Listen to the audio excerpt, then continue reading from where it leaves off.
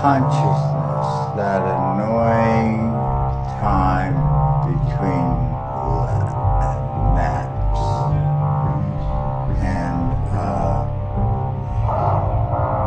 I want to start with James because James did set out the properties or features of consciousness that I think are very important. Namely, consciousness is a form of awareness. It is a process, not a thing, that is constantly made as a mistake over and over again. It is not a thing, it is a process. It's individual or personal. It continues, but it changes. It has intentionality, which is Brentano's term for the fact that it refers usually to something. It's about something, but it doesn't exhaust all the aspects of the things with which it deals. To my mind, one of the most striking features of consciousness is the unitary nature of the conscious scene. Imagine this: if I challenge you and say, try to be conscious just of this, you can't do it. You're conscious of this room, my gesticulations of the seat, the pressure on your bottom, etc., etc., etc. And yet, every single time that scene, unitary as it goes, changes in such a way that if I ask you to remember all your high school classmates, you could go through this endless stream of variation, imagination, and through memory. Well, here's the key, I believe. If it is not in a place, it certainly has to do with certain interactive structures and dynamics in the brain, one of which is the thalamus. The thalamus is very much bigger than the end of your thumb, but it carries, except for olfaction, it carries every input on the senses to the cortex and vice versa, and also some motor inputs and outputs. The main thing about it is twofold. One, that there's a huge amount of reentrant signaling between the thalamus and the cortex, and a huge amount of cortical signaling, cortico-cortical interactions, as I've mentioned before.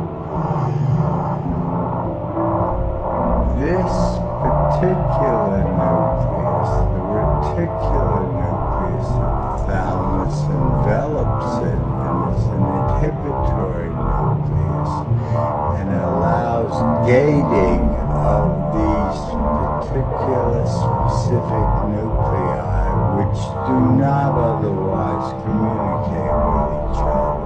So some gating and attentional processes are probably going to be occurring in the thalamus. So it's the thalamocortical system, and we know something about that.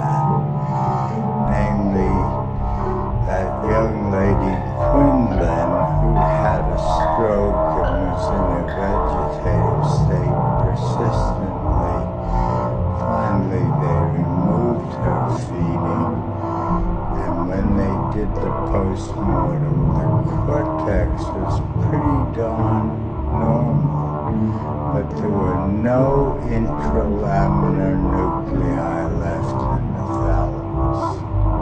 That was the chief pathological finding. And I believe that neurologists will tell you there are thalamic strokes in which you simply disappear as far as consciousness is concerned. So let me go right to the issue. I would propose in the spirit of TNGS that what happened about 250 million years ago when therapsid reptiles gave rise to birds and to mammals, there was a huge new reentrant connection made between the more posterior regions doing perceptual categorization and the value category memory we know that it is responded to in the more frontal regions of the brain. And I won't go through all of the details of this structure, but of course there's a self and there's an unself part for the input signals. The main point is, though, that this enables such an animal to create a scene, to have many, many discriminations that were otherwise not possible. It doesn't say those discriminations are realistic in the scientific sense, but it does say they have possibilities of mapping onto situations which are non-repeatable and very complex. Well, sometime later, I believe, another reentrant circuit developed in hominid development when the conceptual parts of the brain involve themselves with speech, giving rise to higher order consciousness, in which case you are freed from the remembered present of primary consciousness, of course, which continued and then could invent all kinds of images, fantasies, dreams, what have you. And of course, this one refers to Broca's and Wernicke's areas, but only symbolically, because it involves much more of the cortex and subcortex than that. Could contribute directly to conscious experience only if it is part of a distributed functional cluster, which means that it's talking mainly to itself,